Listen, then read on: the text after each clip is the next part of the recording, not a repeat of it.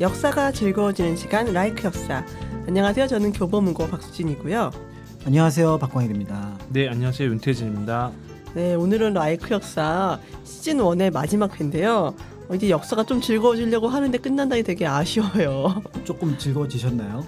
저는 좀 많이 즐거웠습니다. 네. 저도 너무 재밌게 지금 공부하는 심정으로 시즌 동안 되게 열심히 한 것 같아요. 그때 책 읽으시느라고 힘들지 않으셨어요? 포기하고 싶을 때가 한두 번이 아니었어요. 아, 내가 대체 왜 이런 걸 한다 그랬지?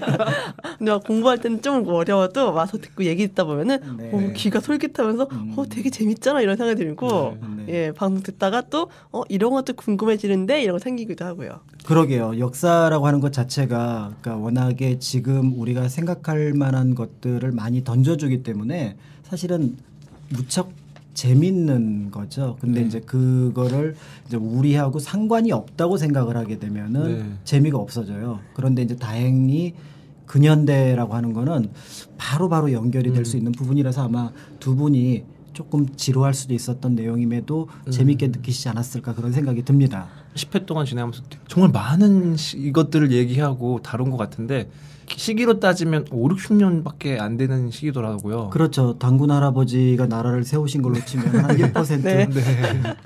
정도 해당하는 그런 시간이 될 것 같은데요. 사실 이 근현대사 같은 경우는 제가 학교에서 고등학교 때까지 배우는 역사 시간 중에서 정말 짧게밖에 배우지 않기 때문에 제가 몰랐던 부분이 너무 많았던 것 같더라고요. 그렇죠. 지금까지 근현대사라고 하면은 아마 접근하기 싫어했던 부분이 아마 연표 그다음에 이제 너무 사건들이 복잡하게 짧은 시간에 촘촘하게 얽혀 있다 보니까 아마 그것 때문에 싫어했을 것 같고 아무래도 조선이라는 나라가 망하고 또 일제 강점기가 되고 그러면서 또 한국 전쟁 6.25가 시작되고 하면서 안 좋은 역사들이 이렇게 쭉 이어지다 보니까 거기에 대한 거부감 아마 이 두 가지 때문이었을 거라는 생각이 들어요.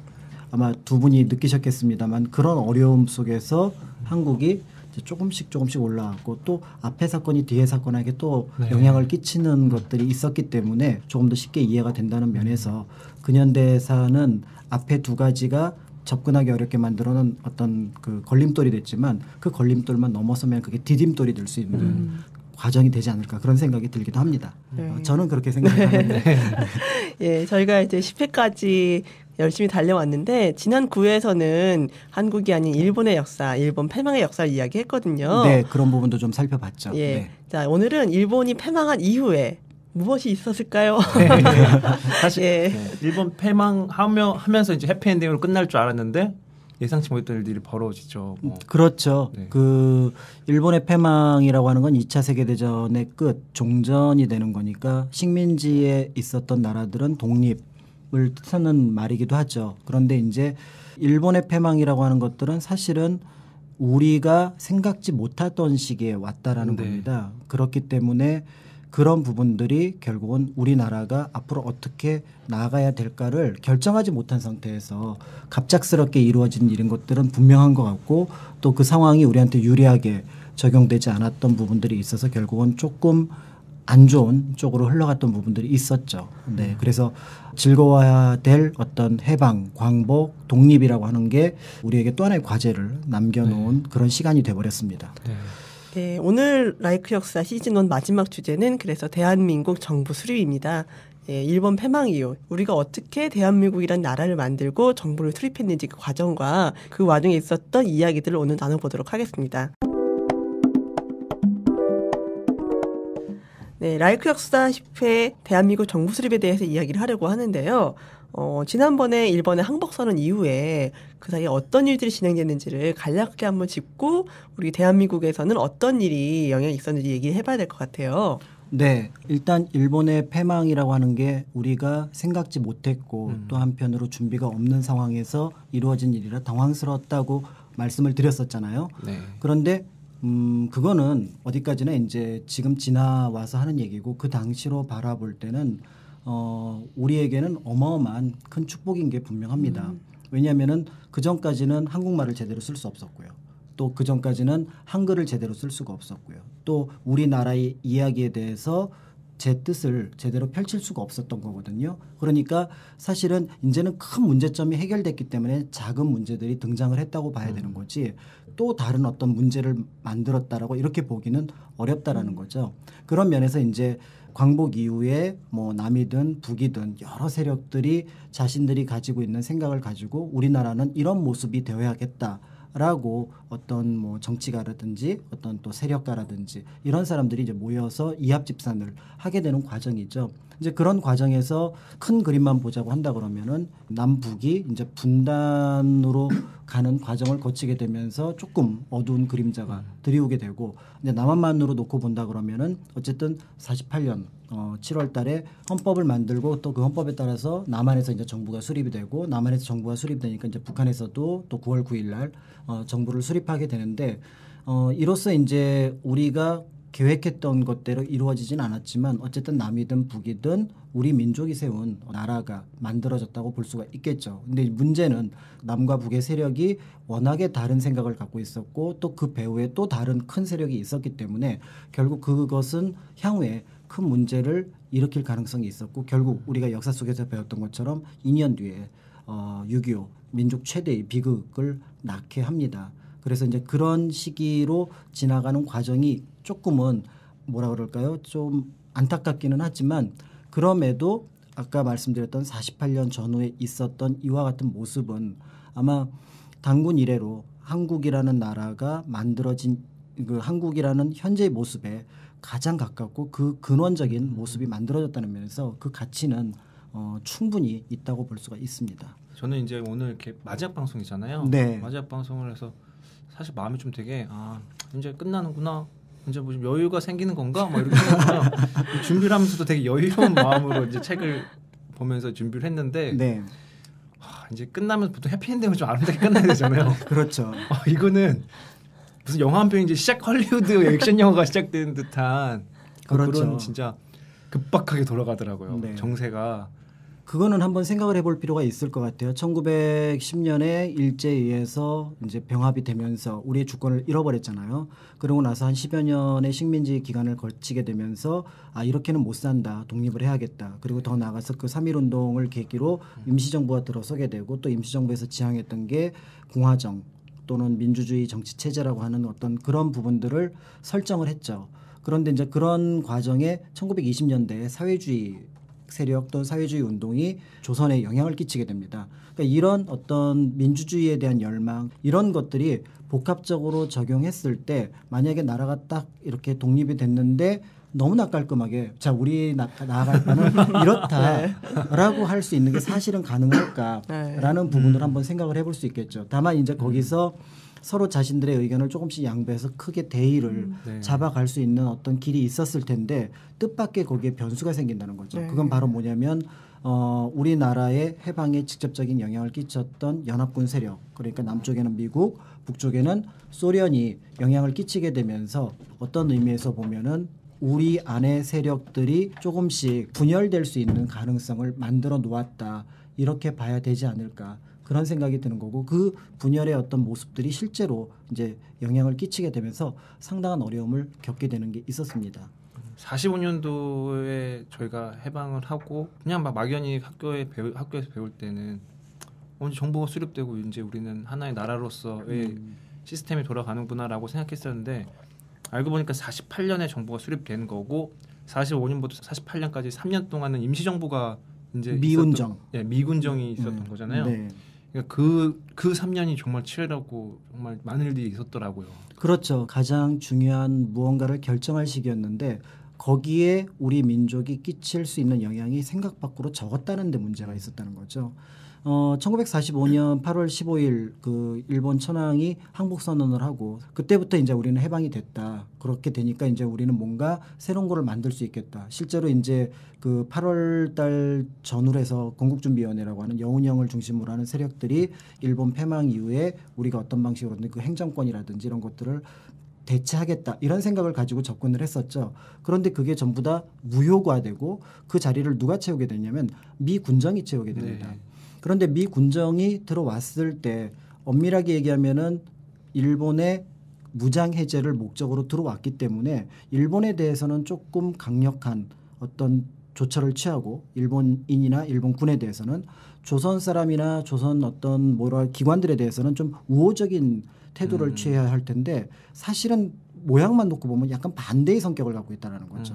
예를 들어서 미 군정이 들어왔다고는 하지만 조선 전체를 지배했던 게 조선 총독부였기 때문에 네. 그 시스템을 그대로 쓰고자 했던 부분이 있죠. 그럼 총독부 밑에 있는 기관들 가운데는 경찰도 있을 거고 그다음에 여러 가지 이제 그 공무원들도 있을 텐데 특별하게 악질 친일, 악질 경찰이 아닌 다음엔 대부분 그리고 사실은 악질이나 이런 것들도 뭐 주관적인 부분이기도 하고요.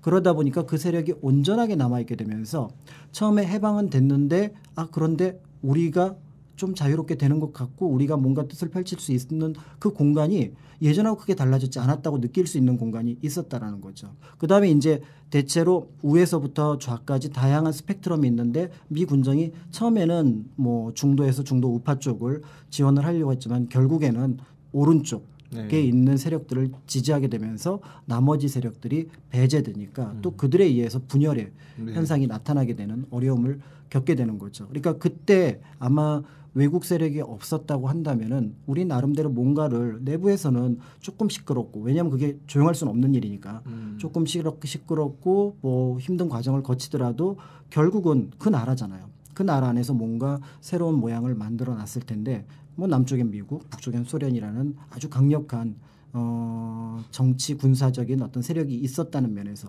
그리고 실제로 경제적인 면까지 우리가 움직일 수 있는 어떤 공간이 상당히 좁았다고 볼 수가 있죠. 이제 그럼에도 그 안에서 이제 많은 그 정치가들이 활동을 하려고 노력을 했던 부분이 있습니다. 그러면 그 당시 가장 뭐 떠오르는 인물들 먼저 얘기를 해볼게요. 네. 방금 여운형 얘기를 하셨잖아요. 네. 여운형, 뭐 김구, 이승만 정도 얘기를 하고 있는데요. 네네. 여운형에 대한 얘기를 먼저 해볼게요. 네. 그 해방공간이라고 하는 1945년부터 한 50년 사이에 많은 영향력을 끼쳤던 사람들에서 아마 가장 큰 영향력을 끼쳤던 사람은 당연히 이제 대통령이 됐던 이승만, 그다음에 이제 나중에 49년에 암살당하는 김구로 볼 수 있습니다만 이 두 분이 대체로 오른쪽에 좀 치우쳐 있다 그러면은 사실은 이제 왼쪽에 치우쳐 있는 세력들이 있습니다. 예를 들어서 남한노동당, 남노당이라고 얘기를 하는 박헌영 세력이 있는데 사실은 여기는 극좌이기 때문에 이미 미군정에 의해서 불법으로 활동이 제약이 됩니다. 그런 상황에서 그러니까 좌익이라고 보긴 하지만 그럼에도 민족주의 세력이라고 하는 세력하고 서로 협력을 취해서 어쨌든 큰 그림을 그리려고 했던 인물이 이제 오른쪽에서는 김규식, 그다음에 왼쪽에서는 여운형이었거든요. 그래서 이 두 분의 어떤 그 좌우 합작 운동이라고 하는 것들이 상당히 처음에는 이제 좀 실력을 발휘할 걸로 생각을 했었죠. 실제로 여운형 같은 경우는 다른 정치 지도자들이 예를 들어 김구 선생 같은 경우는 중국에서 그다음에 이제 이승만 대통령이나 나중에 이제 김규식 박사 같은 경우는 주로 미국에서 활동을 했기 때문에 국내 기반이 거의 없는데 여운형은 이미 건준이라는 조직을 통해서 국내에서 자기가 나름대로 기반을 가지고 있었다는 측면에서 그의 활동은 상당히 기대할 만한 부분이 있었습니다. 그렇지만 이제 처음에는 만약에 이 세력이 그대로 크게 있었으면 거기에 이제 덧붙여서 외곽을 이루었을 세력들이 가만히 보니까 미군정이 약간 오른쪽을 지원하게 되면서 또 공산당 세력들은 조선공산당 세력들 같은 경우는 또 거꾸로 훨씬 더 왼쪽으로 빠지게 되면서 오히려 중도파의 세력들이 힘이 약해지게 되는 거죠. 그러면서 해방 공간에서 중도파로 대표될 수 있는 세력들이 점점 힘을 잃게 되는 상황이 만들어지게 되고 결국 여운형이 이와 같은 것들을 다양한 방식으로 그러니까 이제 물론 실수도 있었고 실패도 있었지만 그래도 그거를 보듬고 안고 가려고 했지만 47년에 이제 암살을 당하게 되면서 어떻게 보면은 중도 합작 세력의 큰 부분이 무너지게 됩니다. 실제로 이제 47년 이후의 상황들은 상당히 급박하게 정부 수립 쪽, 즉 남한만의 정부 수립 쪽으로 급박하게 돌아가는 경향을 나타내게 되는 거죠. 중도라고 했는데 그게 미국의 의도적으로 그런 중도를 만들고 네. 그 중도를 통해서 좌파들을 끌어내고 좌파를 좀 와해시키려고 일부러 이렇게 만들었다는 얘기도 있더라고요. 그랬을 가능성도 있어요. 왜냐하면은 미 군정에서 가장 지원을 많이 했고 의지를 했던 세력은 사실은 김규식을 중심으로 한 세력이었고 어떻게 보면은 극우라고 할 수 있는 이승만이라든지 김구 쪽은 배제를 하려는 측면도 없잖아 있었던 거였거든요. 물론 이제 김구 선생에 대해서는 임정이 드러나는 것 자체를 싫어했던 부분들도 있고요. 미 군정으로 볼 때는 임정이 드러나게 되면 미 군정의 영향력이 약화가 되기 때문에 그래서 이제 가장 사이가 안 좋았던 거는 당연히 이제 김구 선생하고 미 군정과 사이가 안 좋아서 김규식 박사하고 그다음에 이제 연결이 되는 여운이 형 쪽을 지지했을 가능성이 있는데 한편으로 어쨌든 미 군정이 계속해서 한국을 지배하는 거는 원래 계획에도 없거니와 불가능하잖아요. 네. 그러니까 결국은 여기에 뭔가 정부를 수립을 하는 게 또 그들의 목적이기도 합니다. 그렇다면은 어쨌든 이 안에서 어떤 정부가 수립이 돼야 되나 안정적인 정부가 수립이 돼야 된다는 거는 여러 사람의 지지를 얻는 정부여야 되는 거고 그건 왼쪽이나 오른쪽이라기보다는 두 세력을 조금이라도 아우를 수 있는 좀 스펙트럼을 넓게 갖고 있는 그런 정치 세력이 되겠다라고 해서 지원을 했다고 보는 게 맞지 않을까 저는 그런 생각이 듭니다. 그런 점에서 이승만이라는 카드는 미국에게 썩 좋은 카드는 아니었을 것 같은데요. 상당히 힘들어했다 그래요. 그러니까 사료에 따라서 어떻게 평가하느냐에 따라서 많이 달라질 수 있는데 이제 아까 말씀드렸던 김구 선생에 대해서는 상당히 불편한 감정을 그 미 군정 장관이었던 하지 장군 같은 경우는 늘 얘기를 했었고요. 저 노인네만 안 오면은 내가 미팅을 갈 텐데 이렇게 얘기를 할 정도로 이제 김구 선생에 대해서는 금방 그림이 그려지는데 언뜻 생각하면은 이승만 박사 그 당시 이제 대통령이 되기 전에 이승만 박사에 대해서도 상당히 지지를 많이 했을 거라는 생각이 들지만 그가 지향하는 부분이 상당히 오른쪽으로 치우쳐 있기 때문에 미 군정으로서도 부담스러웠고요. 때에 따라서는 미 군정으로 볼 때는 자신들이 예를 들어서 이렇게 하십시오라고 하면은 검토해보고 이렇게 했으면 좋겠습니다. 이렇게 나와야 되는데 이승만 박사의 성격이라는 게 이렇게 하시오 그러면 너희들이 뭔데 우리한테 명령을 하느냐. 이런 톤으로 나오게 되니까 초기에는 사실은 이승만을 배제할 생각을 상당히 많이 했었더랬습니다. 그런데 이게 이제 나중에 결정적인 사건이 생기는 게 뭐냐면 소위 말하는 신탁에 대한 신탁 통치에 대한 찬탁하고 반탁이에요. 이 사건이 조선의 중도파를 그 당시 해방 공간에서 중도파를 무너뜨리게 됩니다. 그래서 무너뜨리게 되면서 원심력을 작용하면서 왼쪽은 왼쪽대로 오른쪽은 오른쪽대로 그 신탁 통치에 대한 찬성과 반대로 나누어지면서 결국 중도 세력이 무너지게 되죠. 여운형의 암살도 있겠지만 그렇다고 미 군정이 좌익을 지원할 수는 없는 노릇이에요. 그럼 우익 세력 중에서 이제 가장 큰 영향력을 행사하고 있는 쪽과 협상을 하면서 새로운 정부 수립에 대한 논의를 할 수밖에 없는 쪽으로 변화가 되어가는 거고 그러한 과정을 능숙하게 잘 활용했던 인물이 바로 이승만 박사라고 볼 수가 있는 거죠. 근데 저는 이제 오늘 제가 읽은 책에서 이승만 박사에 대해서 되게 자세히 다루는데 그렇게 이제 막 미국과 갈등을 세울 때도 있었고 우리 목소리를 낼 그런 때도 있었는데 저는 그게 그냥 우리를 위해서라기보다 본인의 권력 욕, 야심에 의해서 그런 걸 했다는 것 같은 생각이 좀 많이 들었거든요. 네. 이제 거기에 대해서는 평가자들이 여럿으로 나뉘어서 저 역시도 이제 딱 이렇다라고 얘기할 수는 없을 것 같아요. 근데 결과로 놓고 보면 특히 이제 나중에 4.19 혁명으로 물러날 때까지의 어떤 상황을 놓고 보면은 권력욕이라고 하는 거는 상당히 강한 인물이었다라고 볼 수가 있고요. 때에 따라서는 그 권력에 접근하기 위해서 기본적인 어떤 규칙들을 여러 가지 방식으로 무력화시키는 거를 잘했던 그런 걸 볼 수가 있겠죠.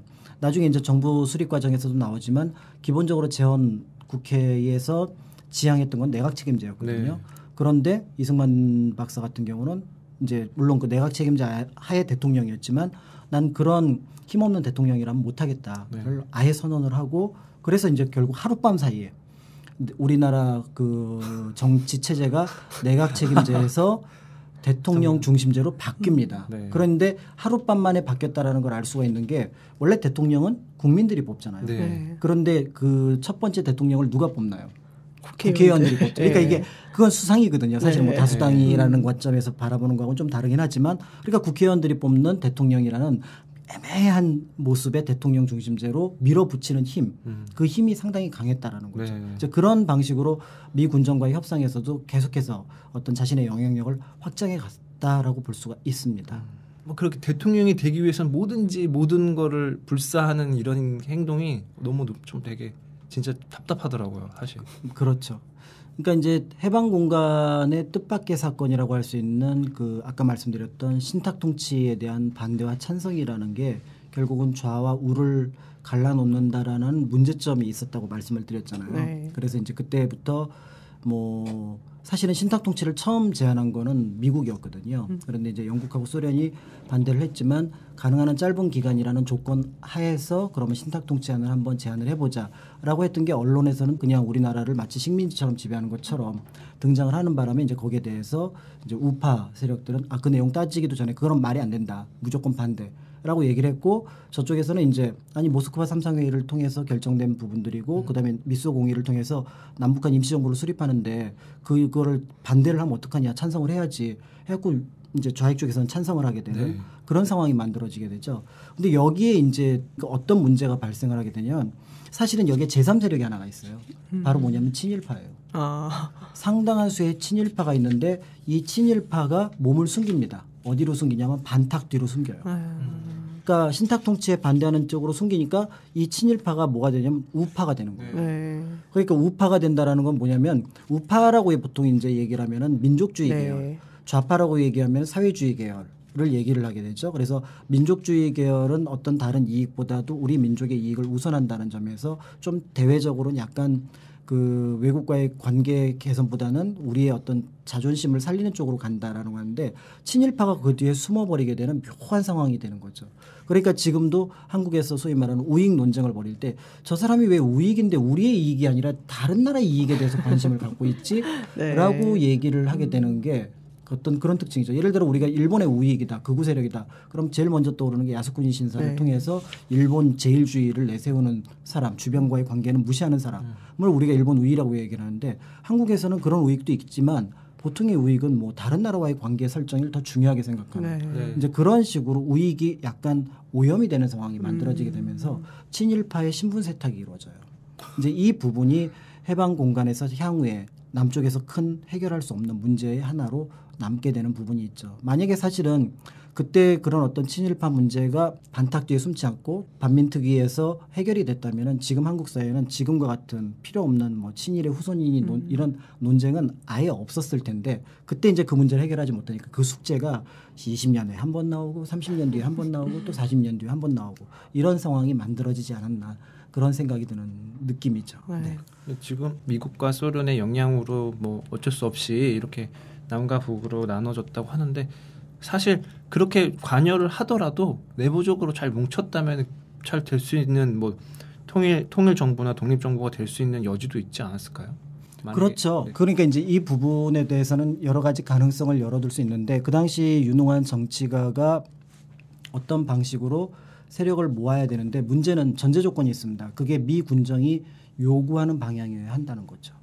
그러니까 미국하고 소련이 만나는 공간이니까 여기는 미국의 이익에 반하는 정부나 세력은 용납하기가 어렵다라는 거죠. 미군정으로 볼 때는.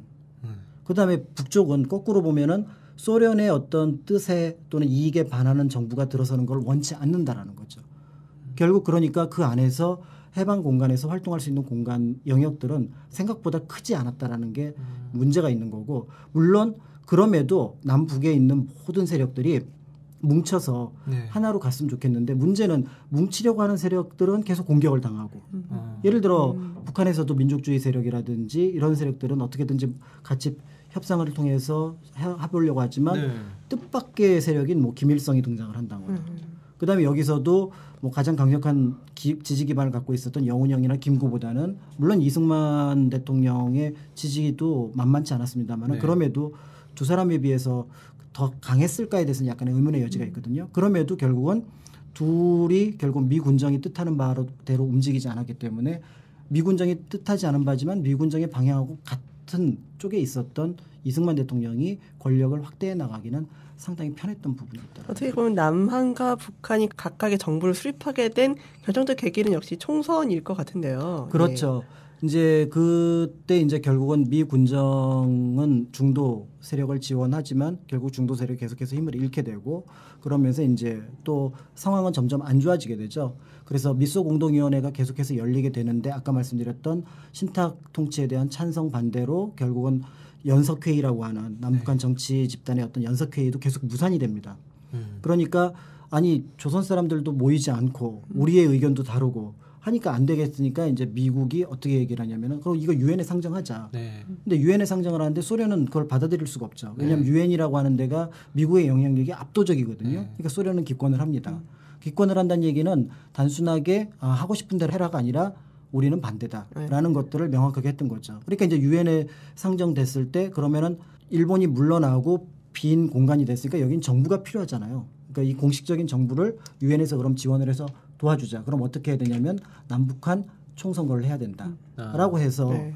그 선거를 관리하기 위한 그 관리단이 입국을 하게 되죠. 네. 그런데 이제 북이 38도선을 기준으로 우리 쪽엔 못 들어온다. 이렇게 얘기가 되는 겁니다. 네. 그러니까 결국 이제 유엔의 보고를 뭐라고 하냐면 가능한 지역에서만 총선을 실시한다. 네. 그래서 그게 남한만의 이제 총선거가 처음에는 5월 9일, 나중에 이제 날짜가 바뀌어서 5월 10일 날 결정하게 됩니다. 그런데 사실은 우리 민족으로 볼 때는 결코 있어서는 안 되는 일이잖아요. 남한만의 정부, 네. 단독 정부라고 해서 단정이라고 얘기를 하게 되는데 이 단정에 대해서 제일 먼저 얘기했던 사람이 누군가 찾아봤더니 그게 이승만이라는 거죠. 네. 그러니까 이승만 박사가 이제 정읍에서 46년인가에 발언을 할 때 그때 이제 만약에 북쪽에서 반대를 하면 남쪽만이라도 정부를 수립해야 된다. 마치 예언이라 한 것처럼. 네. 그러니까 예언이라 한 것처럼이지만 사실은 그 양반 머릿속에는 그래 남한만이라도 정부를 수립하면은 그렇게 해야지 뭐 다른 방법이 있겠어? 뭐 그게 좋게 얘기하면 포기할 수 있지만 나쁘게 얘기하면은 그런 방향으로 몰고 가겠다라는 그런 뜻을 가지고 있었다고 보게 되는 거죠. 그래서 어쨌든 50 총선거가 결정이 됩니다. 그리고 그 50 총선거 하기 전에 그런 선거인 등록을 하기 위해서 네. 여러 가지 사건을 하다가 제주도에서 4.3이 일어나게 일어난 되죠. 거죠. 예. 4.3은 조금 더 복잡한 내력을 네. 갖고 있는데 이제 47년도 3월 1일이에요. 그러니까 48년도에 50 총선거가 있는데 그 1년 전인 47년 3월 1일에 3.1절에 이제 시위를 하다가 제주도에서 그러니까 그 미 군정에 반대해서 이제 시위를 하다가 우연히 사람이 6명이 죽는 발포 사건이 일어나요.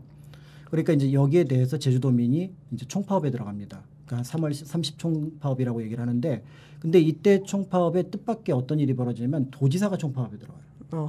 도지사가요? 예, 그러니까 미 군정에 대한 총파업이니까. 그래서 뭐 경찰도 총파업, 물론 친일 경찰도 있긴 하지만 일부 그다음에 검사. 그러니까 우리가 생각하면 우리 파업하기는 좀 애매한 네. 분들이 파업에 들어가는 거죠. 그러니까 이제 미 군정에서 깜짝 놀란 겁니다. 저기는 왜 공무원이 파업을 해? 이러면서 이제 안 되겠다. 저기 그 제주도 사람들만 있어서 그런가 본데 육지 사람을 집어넣자 해갖고 육지 사람으로 이제 도지사도 바꾸고 그 당시 도지사 이름은 기억하기 쉬워요. 유해진. 제가 아는 분과 이름이 똑같군요. 네. 그래서 네. 평안도 출신이었던 분인데 네. 그분이 이제 그 양반이 들어가면서 이제 본격적인 강경한 어떤 대처를 하게 되는 거죠. 파업에 대해서. 그러니까 이제 한 1,000명, 2,000명 정도 감옥에 들어가게 됩니다. 그런 상황에서 이제 아까 말씀드렸던 단정 소식이 들리니까 이제 그 제주도에 있는 노동당 세력이죠. 남노당 세력이 안 되겠다. 그럼 여기서 무장 봉기를 하자. 해갖고 일어난 게 48년 4월 8일. 그러니까 1년이 지나서 4.3 사건이 일어나게 되는 거죠. 그러니까 이제 이 4.3 사건으로 나중에 전국에서 200명의 국회의원을 뽑아야 되는데 딱 2개 선거구에서만 과반수 미달로 무효가 됩니다. 그게 제주도의 3개 선거구 중에서 2개가 이제 무효가 되기 때문에 이승만이 나중에 이제 대통령이 되어서 제주도를 바라볼 때는 이상한 섬이다. 이미 그 미 군정에서 공산주의 섬이라고 얘기를 한 상황에서 이승만도 그럼 안 되지라고 얘기하면서 바로 진압에 들어가게 되는데 그때 이제 이승만 대통령에게 또 충격을 준 사건이 바로 뭐냐면은 여수 순천 반란 사건이라고 하는 11.6 사건인데 이 사건에 군인들이 진압에 거부하고 오히려 거기서 반란을 일으킨 거예요. 그러니까 이 군대 안에도 지금 공산주의자들이 있구나라고 하면서 이 공산주의에 대한 어떤 레드 컴플렉스가 어마어마하게 강해지게 되면서 그 4.3 사건이 그 전까지는 뭐 그냥 우리가 알고 있는 일반적인 토벌 그다음에 뭐 진압 요런 정도의 수준이었다면 그때부터 한 10월부터 그다음에 한 3월 4월까지 한 5개월 동안 한 2만 5천 명에 3만 명의 제주도민이 죽임을 당하는 아주 비극적인 사건으로 변화가 되는 게 그때 일어나는 거죠. 그러니까 50 총선거하고 상당 부분 관련이 있다라고 봐야 될 것 같습니다. 총선거 때 그래서 198명의 국회의원들이 네. 선출이 됐잖아요. 네. 가장 중요한 역할이 아무래도 헌법을 만드는 일인 것 같아요. 그렇죠. 우리가 그분들을 뭐라고 부르냐면은 재헌 국회의원, 재헌 국회라고 얘기를 하는데 헌법을 만드는 국회 또는 국회의원이라는 뜻입니다. 그러니까 여기에서 어떤 방식으로든지 우리나라는 어떻게 될 것이며 그 우리나라를 이끌어가는 체제는 어떻게 돼야 되며 우리나라 국민들은 어떠한 권리를 가질 수 있는지를 거기서 결정을 하는 거죠. 그런 의미에서 재헌의회 또 재헌의회에 참여했던 국회의원들의 역할은 상당히 중요했고 실제로 이제 거기서 또 대통령까지 뽑았기 때문에 여러 면에서 아마 대한민국 역사상 가장 중요한 그런 날이 아닐까 싶은 생각이 듭니다. 헌법은 사실 대한민국 헌법 1조 1항 저희가 다 기억하거든요. 대한민국은 민주공화국이다. 그다음에 모든 권력은 네, 국민으로부터 나온다. 나온다. 그런 헌법에 대한 정신들이 이 저희 대한민국 헌법에 초안에 다 많이 들어가 있었던 건가요? 그렇죠. 처음부터 들어가 있었고 이 부분에 대해서는 거의 모든 사람들이 꼭 이래야 한다라고 생각을 했습니다. 그래서 헌법이라고 하는 게 이제 사회 시간에 배운 거를 기억을 하시면 사회 시간에 헌법이 어떤 법인지 배우시잖아요. 네. 그러니까 모든 법률의 기초가 되는 거고요. 그다음에 이제 국민들의 어떤 권리와 의무를 그러니까 규정하는 거고. 그다음에 이제 마지막으로 보통은 이제 불문으로 적용되는 건 헌법으로 어떤 인정을 받기 어렵기 때문에 문서로 작성이 되어야 된다라는 세 가지 규칙을 갖고 있어야 우리가 얘기하는 근대 헌법이 됩니다. 네. 그런 의미에서 대한민국 헌법은 1948년 7월 17일에 만들어진 헌법이 바로 근대 헌법으로서의 역할을 가지고 있고 그러니까 한국 사람들은 이제 결국은 법에 의해서 어떠한 권리도 드러낼 수가 있고 또 어떠한 어떤 의무도 갖게 되고 심지어는 그 권리 제약은 헌법에 보면은 법률로서만 네.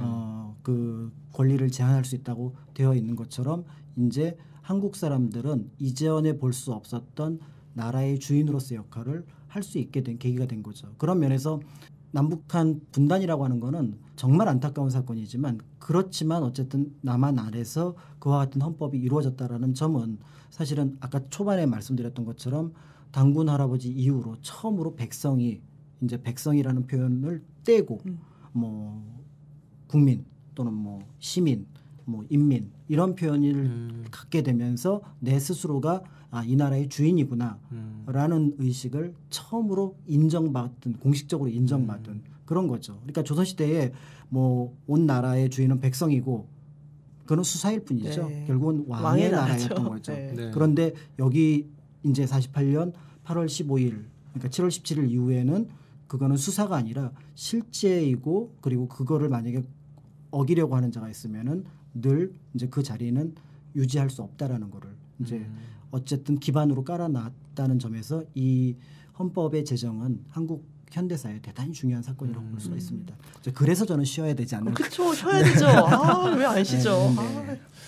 지금 이렇게 헌법이 생기고 대통령이 생기고 네. 뭐 국회가 생기고 이런 게 정말 불과 뭐 3, 4년에 확 일어났는데 네. 국민들의 반응들이 좀 궁금해요.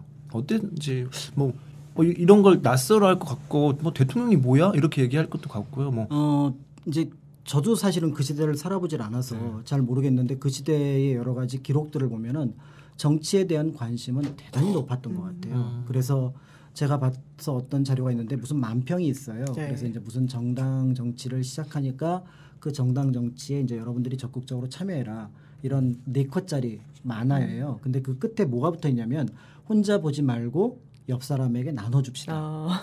오른쪽에서 이제 네. 왼쪽으로 쓰는 글씨인데, 네. 그러니까 그 만평인데 이거를 그 당시 이제 뭐 신문이라든지 이런 게 귀하던 시절이니까 이렇게 해서 쭉 돌려본다라는 거죠. 그러니까 정치에 대한 관심이 상당히 높았고 그 높았기 때문에 그런 부분들이 이제 결국은 그 재헌의회에 모였고 또 그게 이제 정부에 촉각을 세웠던 거죠. 그리고 또 하나 이제 그 새로운 정부에 관심을 가질 수밖에 없는 이유는 단순하게 그 정부가 뭐 이제부터 국민들을 행복하게 해드릴 겁니다. 국민들은 뭐 집회 결사에 뭐 이런 자유가 있습니다. 이런 게 중요한 게 아니라 먹고 사는 문제를 좌지우지할 수 있는 정부라는 네. 겁니다. 그게 바로 뭐냐면은 토지개혁이에요. 농지개혁이라는 거죠. 이미 북한에서 그 소련 군정 시절에 농지개혁이 이루어졌다라는 거를 남쪽에서 농민들이 듣게 되는 거죠. 그런 면에서 농민들 그 당시만 해도 대다수가 농민들이었기 때문에 농민들로 볼 때는 신정부의 어떤 농지에 대한 정책이 뭔지 그 방향은 초미의 관심일 수밖에 없습니다. 네. 그러니까 결국은 이승만 정부에서도 이제 조각을 하잖아요. 바로 이제 7월 17일 헌법에 의해서 이제 대통령을 20일 날 뽑고 그다음에 바로 이제 조각을 시작을 해요. 그렇게 해서 그 조각을 해서 이제 국무위원들이 만들어지게 되면서 이제 8월 15일 정부 그 출범이 가능해지게 되는데 그 조각 과정에서도 이제 가장 눈에 띄는 사람이 누구냐면 농림부 장관이었죠. 예, 그런데 이 농림부 장관이 조봉엄이라는 네, 분인데 네. 이분이 한때 이제 공산주의에 몸을 잠깐 담궜지만 전향을 해갖고 돌아온 분이에요. 근데 어쨌든 그분의 노력이 됐던 아니면 북한 쪽에서 이미 농지 개혁이 일어났기 때문에 거기에 대한 압력이 되었던 이제 남한 쪽에서 농지 개혁에 대한 논쟁은 본격적으로 이루어지게 됩니다. 근데 이제 농지 개혁이 북한에서는 어떻게 이루어졌냐면은 무상몰수 무상분배예요. 네. 사회주의인 것처럼 네. 지주한테 무조건 뺏어요. 그리고 이제 지주도 한 사람의 농민으로서 똑같이 네. 나눠 갖는 겁니다. 그러니까 이제 이거는 지주는 100% 손해 보는 거고 네. 농민들은 100% 이익을 보는 체계죠. 그런데 이제 남한에서는 사유 재산을 인정하는 자본주의 체제를 기본 경제로 하고 있기 때문에 그렇게 하기는 어렵다는 겁니다. 그런데 농지 개혁을 안 할 수는 없고 그래서 농지 개혁을 하게 되는데 그때 이제 고민했던 게 뭐냐면 땅값을 어떻게 결정을 할 거냐. 그래서 결정한 게 유상몰수 유상분배예요. 그러니까 네가 팔려고 하든 팔지 않으려고 하든 똑같이 무조건 국가에서 가져간다. 그렇지만 공짜로 가져가는 게 아니라 돈을 줄 거다. 마찬가지로 농민들한테도 땅을 나눠주지만 공짜로 나눠주는 게 아니라 적절한 비용을 내라. 그 대신 언제든지 나눠서 갚으면 된다.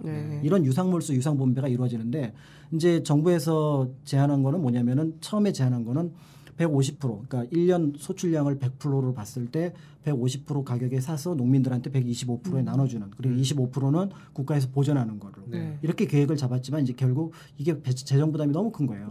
그래서 결국은 150 해서 이제 유상몰수 유상분배가 이루어집니다. 그래서 어쨌든 한국에서 남한에서 엄밀한 의미에서 봉건적인 지주는 사라져요.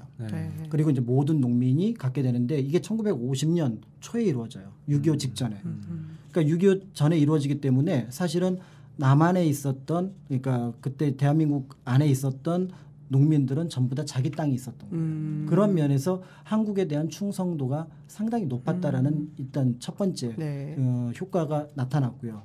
동아시아 전체에서 농지 개혁을 이룬 나라가 몇 나라 없다 그러더라고요. 일본, 한국, 그러니까 자본주의 체제에서 그 이제 대만 정도만 농지 개혁이 일어났고 나머지 뭐 필리핀이라든지 이런 나라들은 농지 개혁을 하지 못했다는 거예요. 근데 1960년대, 70년대 이후에 국가가 어떤 식으로 물론 일본이라는 나라는 좀 독특하니까 빼더라도 한국하고 대만에서 농지 개혁을 통해서 결국은 모두가 동일한 방식으로 노력해서 뭔가를 이뤄내가는 그런 방식이 있는가 하면은 남미 쪽이라든지 필리핀에는 거대 지주가 있음으로 인해서 어떤 새로운 산업화 과정이나 이런 것들의 걸림돌이 됐다라는 관점을 바라보면은 이 당시에 이루어졌던 농지 개혁은 상당히 역사적으로 큰 의미가 있다라고 볼 수가 있습니다. 그러니까 그런 것들을 정부가 쥐고 있으니까 당연히 농민들은 눈을 동그랗게 뜨고 바라볼 수밖에 없었던 거죠. 예, 제가 오늘 방송 준비하면서 읽었던 책은요. 두 얼굴의 헌법이란 책이에요. 이 책은 대한민국 헌법이 만들어진 과정과 헌법이 겪어온 풍상을 이렇게 담아놓은 책인데요. 책의 저자가 김진배 씨라고 원래 오랫동안 신문기자로 일하셨던 분이에요. 1959년부터 신문기자를 하셔서 75년에 그 해직이 되셨다가 1980년에는 정계에 진출해서 국회의원을 2번 하셨어요. 그러니까 약간 기자 생활과 정치인 생활을 같이 하셔서 그쪽 방면은 제가 조예가 깊으신 분인 거죠. 그렇겠는데요. 예. 근데 이분이 거의 80이 가까우신 분이 그 국회의사록을 꼼꼼히 살피고 그 당시 재헌국회 생존자들을 쫓아내면서 막 증언을 체력을 해서 쓴 책인데 생각보다 재밌더라고요. 네, 재밌을 것 같은데요. 예. 그 내용을 되게 무슨 실화처럼 막 대화체도 해갖고 되게 재밌게 읽히는 라디오 드라마 같은 느낌을 일으키고 있는데요. 되게 짧은 시간 내에 만들어진 대한민국 헌법이 어떻게 만들어졌는지에 대한 다양한 에피소드하고 등장인물들 얘기가 생생하게 살아있어서 읽는 재미가 있고요. 아까 말씀하신 것처럼 대한민국 헌법에서 내각 책임제가 하루아침에 대통령 책임제로 바뀐 사연들 보통 헌법을 심사를 할 때 한 줄을 읽고 자기 토론어 이런 식으로 해야 되는데 너무 오래 걸린다고 빨리빨리 하라고 해서 자, 한 줄 읽고 이의 없으니까 땅땅땅 다음 줄 한 줄 읽고 이의 없으니까 땅땅땅 이렇게 해서 아주 순식간에 다 헌법을 통과시켰던 얘기 하나 또 있고요. 마지막으로 7월 12일에 헌법 전문을 다 낭독하고 나서 이의가 없으시면은 통과합니다라고 하는데 이의가 없으신 분은 일어나세요라고 했대요. 기립하세요. 다 일어났잖아요. 와 박수 쳤는데 결국은 보통 우리가 국회의원은 제적 몇 명에 찬성 몇 명 그렇죠. 그게 적어내잖아요. 기록이 없대요. 그냥 일어나셨냐? 네. 뭐 와, 다 일어났네요. 와, 네. 이렇게 되어서요. 네, 네. 네, 이렇게 해서 그런 약간 그런 주먹구구식의 회의 진행이라든가 아니면 결정 과정이 이후에 국회에서 계속 반복되는 어떤 나쁜 악습의 시작이었다. 그 유명한 4.4.5입 개헌이라든가 네. 이런 것들이 다 거기서 시작된 게 아니냐라는 얘기를 하고 있더라고요. 뭐 되게 두꺼운 책이지만 되게 재밌게 읽을 수 있어서 한번 그 재헌국회의 풍경에 대해서 관심 있으신 분들은 읽어보시면 좋을 것 같아요. 저는 오늘 이 방송을 준비하면서 대한민국 대통령실록이라는 책을 읽고 왔는데요. 저자는 박영규 작가님이시고 박영규 작가님은 밀리언셀러죠. 한 권으로 읽는 조선왕조실록을 출간하셨고 한 권으로 읽는 고려왕조실록, 한 권으로 읽는 고구려왕조실록, 한 권으로 읽는 백제왕조실록, 신라왕조실록 등을 출간하신 그야말로 베스트셀러 작가님이십니다. 뭐 이거 보면서 돈을 얼마나 버실까라는 게 가장 먼저 궁금했고요. 네, 그리고 이제 근현대 역사를 다루면서 우리나라 역대 대통령을 이제 주제로 각각 대통령들이 어떻게 됐고 당시의 시대 상황은 어땠고 뭐 그런 것들을 자세히 적어놨어요. 뭐 그래서 저는 오늘 정부 수립과 관련된 이승만 대통령 그 파트를 좀 더 깊이 있게 읽고 한 권을 왔는데요. 다 읽으신 건 아니군요. 그럼요. 점점 읽는 분량이 짧아지고 참고로 있어요. 520페이지. 네. 이승만 대통령 분량은 130페이지라고 적진 않거든요. 네. 여기에는 이제 이승만 대통령이 독립운동을 했던 그때 당시부터 우리나라에서 그 정치적으로 그러니까 이름을 떨치고 어떻게 이제 그런 이름을 떨치게 됐는지 또 미국과의 관계에서 어떻게 조율했는지 또 뭐 대통령이 되기까지 뭐 이런 정말 다양한 얘기들이 담겨 있고요. 뭐 또 그뿐만 아니라 이제 우리 잘 몰랐던 그런 얘기들 있잖아요. 에피소드 같은 것들도 그뿐만 아니라 당시 이승만 대통령이 재임 기간에 있었던 사건들, 선생님 말씀하셨던 네. 열사건, 그다음에 제주 4.3 사건, 뭐 읽고 있으면 사실 이제 객관적으로 풀고 있어서 이승만 대통령에 대한 평가는 이제 독자가 할 일인데 저는 좀 별로 기분이 안 좋더라고요.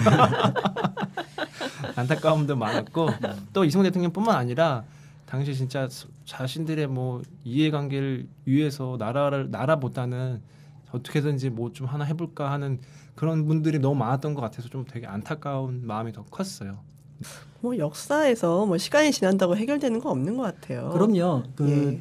가끔 역사를 볼 때 이제 어떤 분들은 그렇게 생각을 하세요. 이제 뭐 이렇게 훌륭한 사람은 좀 훌륭했으면 좋겠고 나쁜 사람은 좀 순도 높게 나빴으면 좋겠는데 이 훌륭한 사람도 보면은 빈틈이 많고 네. 그래서 실수도 많이 하고 잘못 판단하는 것도 있고 그다음에 나쁜 사람도 막 욕을 하려고 하는데 또 그 인정을 들어보면은 또 그래서 그렇게 나쁜 짓을 했구나 이런 게 있는 거죠. 역사 사건이라고 하는 것도 그런 느낌들이 많아요. 그래서 그건 우리나라뿐만이 아니라 대부분의 아주 뭐 예외의 사건이 있을지는 모르겠지만 아주 역사는 어떤 의미에서 보면은 복잡하게 얽혀 있고 조금 다르게 얘기하면 가치 판단하기도 어렵고 네.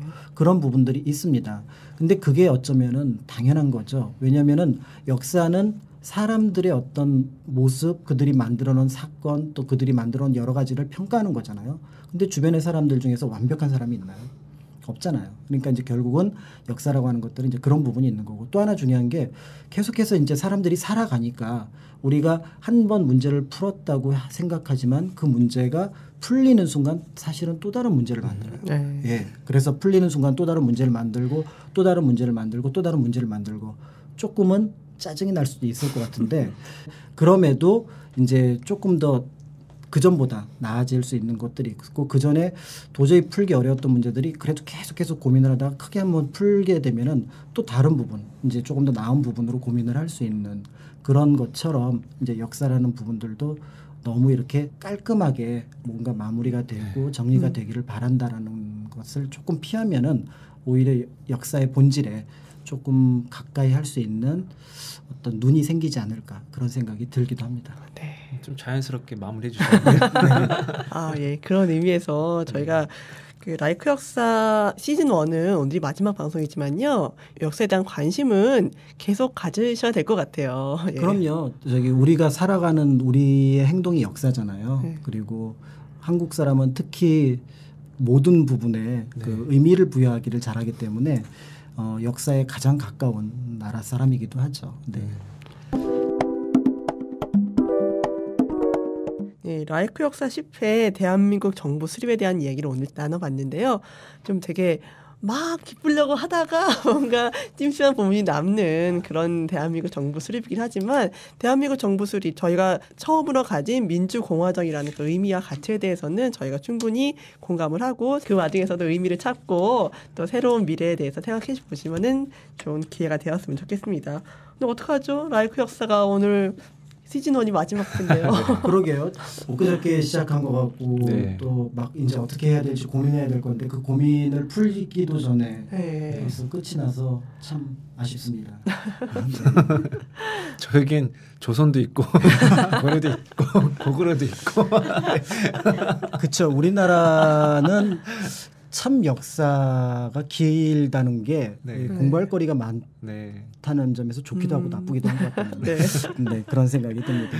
예, 저희 뭐 시즌 1 동안 한국 근현대사에 대한 얘기를 나눠봤는데요. 교과서에서도 많이 안 들어봤던 부분, 저도 깊이 생각해보지 않았던 내용에 대해서 많이 알게 돼서 자이건 타이건 공부를 하게 돼서 되게 좋았고요. 되게 안 해봤던 생각 많이 해봤던 것 같아요. 특히 저는 그런 구한말 처음에 친일파와 개화파 사이에 이런 경계라든가 네. 정말 언제나 딱 떨어지는 구분을 생각했는데 역사란 게 그렇게 딱 떨어지는 건 없구나. 그리고 그럼요. 계속 고민해야겠구나는 걸 깨닫게 돼서요. 지금 새로운 시각으로 좀 사회랑 역사를 보게 된 것 같아요. 그러게요. 저도 우연히 이제 책 한 권 쓴 덕분에 여러분들하고 팟캐스트를 진행을 했는데 재미있었어요. 그래서 책으로 쓸 때는 사실은 혼자 작업하는 거라서 조금 지루한 부분들도 있었고 그다음에 이제 어떻게 보면은 이렇게 정돈된 얘기를 해드려야 되니까 어떤 면에서는 진짜로 좀 하고 싶은 얘기도 못하는 부분들도 있었거든요. 네. 그런데 이제 팟캐스트는 두 분이 도와주신 덕분에 조금 이제 편하게 얘기도 꺼낼 수 있었고 조금 그때 하지 못했던 얘기들도 할 수 있어서 좋았던 것 같고 뭔가 이렇게 얘기를 해서 하나씩 이렇게 끝내고 그게 또 이제 어떤 방식으로든 결과로 남는다라는 게 저한테는 좀 감동이었습니다. 네. 저희 맨날 잘 모르겠어요라는 반응밖에 못 보여드려서 죄송하고요. 아, 예. 만약에 다음 시즌2에는 좀 더 열심히 공부해서. 시즌2도 하나요? 네, 네. 자체적으로 그렇습니다. 좀 더 똘똘한 학생의 모습으로 돌아오도록 하겠습니다. 네. 선생님 혹시 그 청취자분들께 해주고 싶은 말씀 있으면 한마디 부탁드릴게요. 네. 보통 아침에 직장이나 학교에 갈 때 거울 앞에 서죠. 네, 이제 거울 앞에 쓰는데 보통 역사를 이제 거울에 비유하는 경우가 많습니다. 거울을 보는 이유가 혹시 옷은 제대로 입었는지, 그다음에 얼굴에 내가 생각지 못했던 어떤 얼룩이 있는지, 아니면 머리는 제대로 빗고 있는지 이렇게 본다는 거죠. 그 얘기는 뭐냐면은 거울 앞에 갈 때 마음이 내가 완벽할 거야라고 생각하고 가는 경우보다는 어디를 고쳐야 되겠지? 라고 생각을 하고 거울 앞에 간다는 겁니다. 그러니까 역사를 공부할 때 조금 막 유쾌하고 통쾌하면 좋겠는데 그게 이제 완벽한 역사라고 한다 그러면 그 거울을 보고 이렇게 고쳐야겠구나 저렇게 고쳐야겠구나 하는 마음을 갖는 것처럼 역사를 통해서 이게 조금 더 나아지면은 내 삶이 우리의 삶이 우리 공동체가 우리나라가 더 좋아질 수 있겠다. 이렇게 생각을 한다면은 역사를 조금 보시더라도 그게 어떤 내용이 됐든 즐거운 건 즐거운 거대로 또 좀 아쉬운 건 아쉬운 거대로 재미있고 의미 있는 어떤 상황이 될 것 같습니다. 그래서 그런 거울 보시는 마음으로 역사를 바라보고 그렇게 공부를 하시면은 여러분들께 말씀드렸던 역사의 진실에 더 가까이 가지 않을까 그런 생각이 듭니다. 네, 시즌1 함께 해주신 라이크 역사 함께 해주신 박광일 선생님 다시 한번 감사드리고요. 저희가 뭐 아쉽지만 라이크 역사 시즌1 한국 근현대사편은 마치도록 하고요. 저희 시즌2에 대한 아이디어는 혹시 뭐 바라는 게 있으시면요. 북뉴 사이트나 팟빵을 통해서 댓글 남겨주시면 저희가 많이 반영을 해서 한번 시즌2를 계획해보도록 하겠습니다. 저희 구독자도 많이 늘고 다운로드도 많이 늘었던데 네. 아쉬우시겠어요. 네. 조금만 기다려주세요. 저희가 곧 새로운 모습으로 다시 돌아오도록 하겠습니다. 네, 그동안 라이크 역사 청취해주신 청취자분들 다시 한번 감사드리고요. 더욱 새로운 모습으로 다시 돌아오도록 하겠습니다. 감사합니다. 감사합니다. 감사합니다.